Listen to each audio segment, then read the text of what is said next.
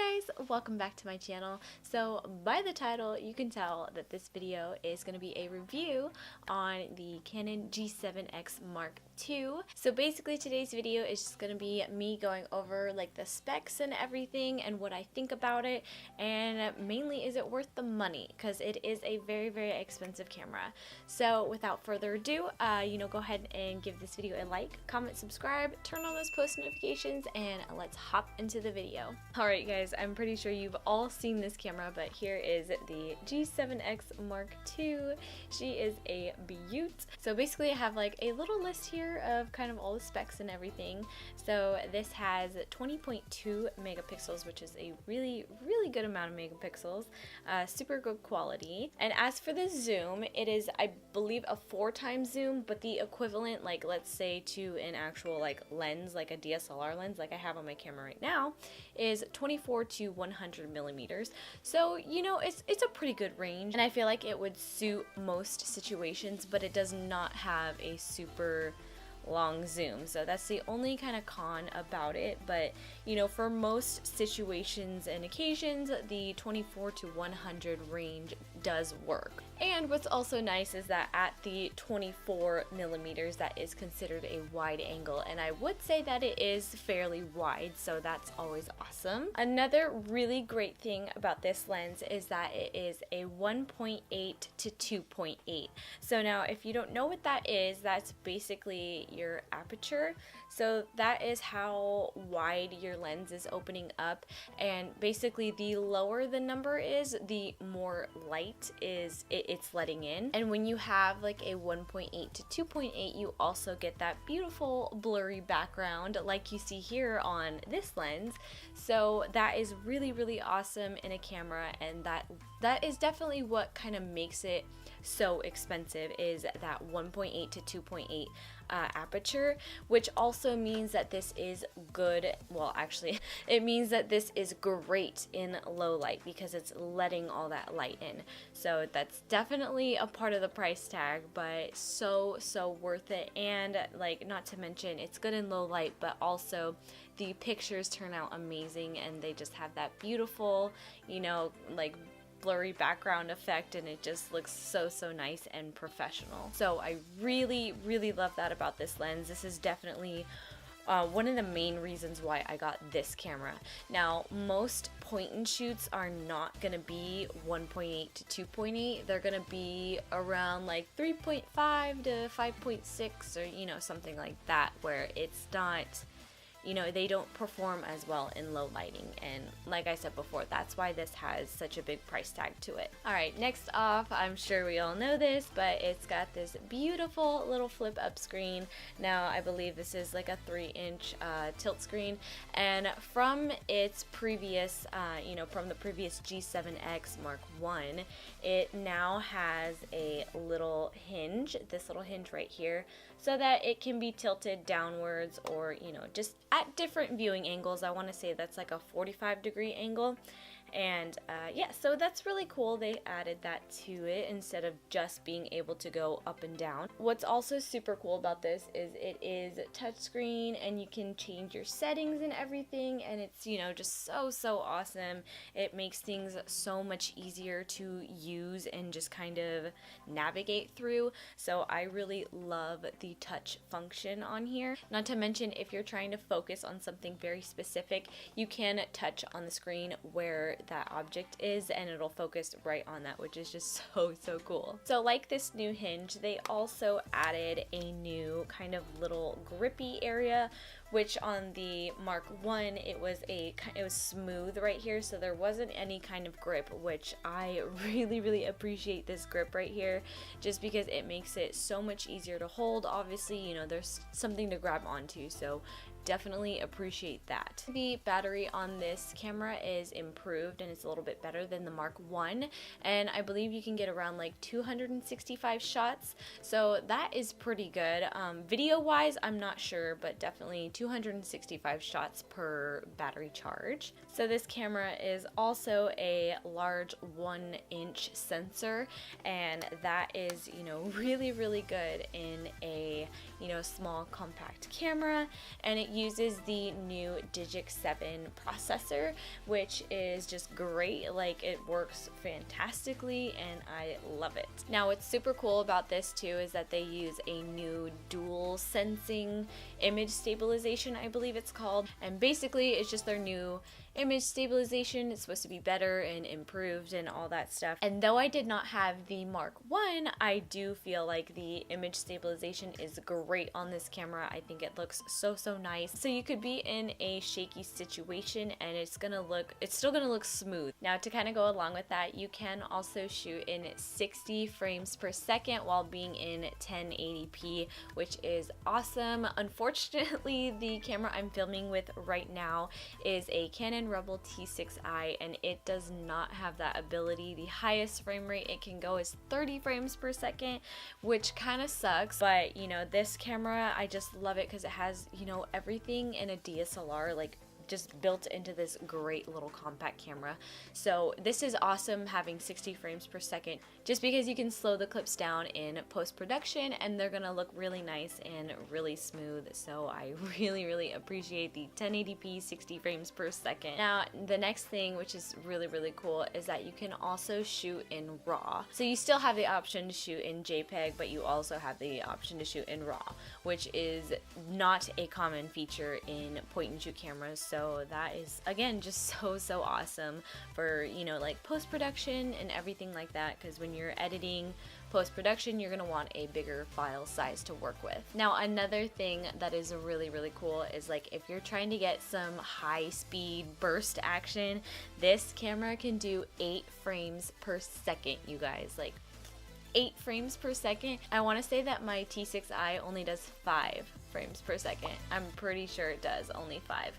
So 8 frames per second in this little compact camera, that is amazing. Now, some other cool features that it has are the time-lapse feature, which I did do like a little time-lapse test while I was in Hawaii, so I will insert that right now.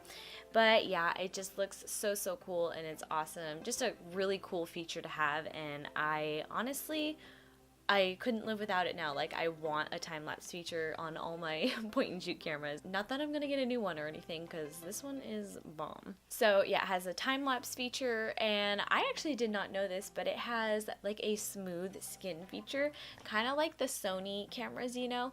They have a smooth skin feature, just kind of smooths everything out. And you definitely don't want to go like too high, because then you're gonna like kind of look like Play-Doh, you know?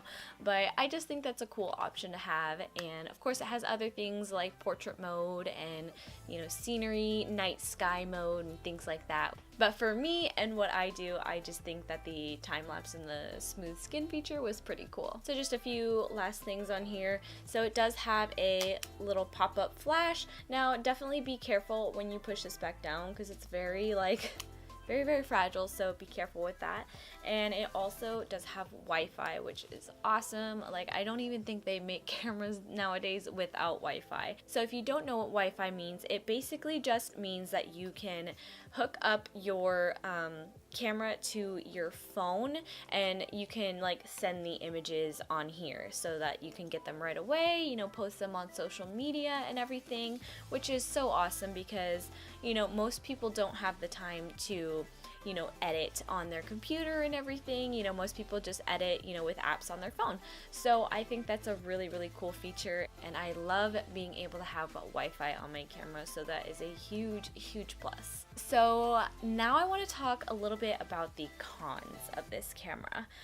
So, like I was kind of mentioning before, the cons of this camera is that it doesn't really have a big zoom, but like I said, it fits for most situations, so that's not too big of a deal. However, like, since this is kind of marketed as a, you know, compact, you know, DSLR type of point and shoot, this does not have a viewfinder. So if you are, you know, an avid photographer who uses a, you know, DSLR and you're used to having that viewfinder, you know, you're not going to have that on here. So it's a little bit of an adjustment to make. For me, it's not that big of an issue, but, you know, definitely for a photographer or something like that, you know, that might be an issue for you. Now, the next two things kind of go together. So it's also that it does not have a hot shoe. So you can't like attach an external mic, and even if there was a hot shoe, there is no place to plug in a microphone, which sucks. Because if you're trying to use this as like your kind of all-around camera to do everything, like let's say film sit-down videos and do like vlogging and stuff, like the wind gets in the way, kind of makes the sound quality not so good. That is definitely a huge issue. I hope that they add a hot shoe and like a mic plug-in. That would be awesome on the next model, maybe the Mark III. Just a suggestion, Canon. That would be super awesome, because I would definitely love to be able to plug in my external mic if I ever wanted to use this for my sit-down videos like these. That's pretty much it. There weren't too many cons, which is a good thing. But you know, since this camera has so many good features, it kind of weighs out the cons.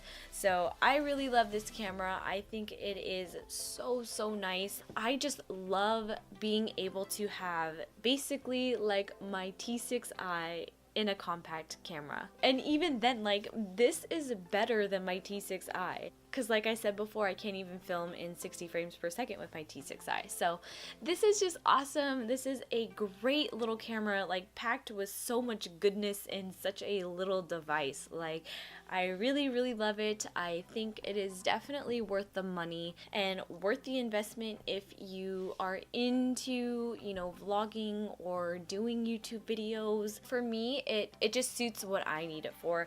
And, you know, instead of taking photos on my phone, like, I want to take my photos on here now, and it works fantastically for that. And it's awesome for vlogging and traveling. It's just so much easier to travel with rather than taking a big DSLR everywhere. All around, I think this is a really good camera. You know, there are so many uses for it, and you can, it has so many purposes, you know. You can use it for so many things and really get your money's worth out of it. So I really recommend this camera if you are looking for, even if you're just looking for a really good point and shoot camera. Like, I definitely recommend this. It's so nice. And if you don't want to spend, you know, this much money, there are, you know, cameras that still have like the flip up screen. Like, I believe they have a smaller Canon PowerShot SX730HS, which, like, I've kind of been thinking about buying just to kind of compare them, because it basically looks like a little dupe of the G7X. But of course, like, the lens isn't as good, so it's not like as good in low light, and it doesn't have that 1.8 aperture and everything. So, you know, of course there's definitely some cutbacks because it's not as expensive, but you know, there are options if you're just looking for the flip up screen. So I would say if you're just kind of dabbling into YouTube or, you know, vlogging or whatever, I would say, you know, try to get something that has a flip up screen but is not as expensive as the G7X, just to kind of save your money, you know, see if you even like doing videos and, you know, just get a feel for it. And if you do, you know, start saving up for the G7X. But I mean, honestly, it's up to you guys. If you want to just go for it and save up for the G7X, like, you can do that too, because honestly, you won't be disappointed. Like, it's such a great camera, and if you don't end up, you know, liking vlogging or anything, like, it's an amazing camera. So I think it's worth it either way. That is pretty much it for my kind of mini review of the G7X. Now, I've only had it a couple of months, but already I'm blown away by it, so I love it. And I might do like an updated review of like maybe like a 6-month or a 1 year of having it, and, you know, kind of, you know, continue to give you guys my thoughts on it, which I think I'll definitely do that. So yeah, I hope you guys enjoyed this video. I hope it was helpful. Hopefully this gave you enough information on like specs and everything, and, you know, just helps you out in what kind of camera you're going to buy. If it did help, definitely give it a thumbs up and subscribe for more videos on the G7X. And yeah, that is pretty much it, and I will see you guys in my next video. Bye!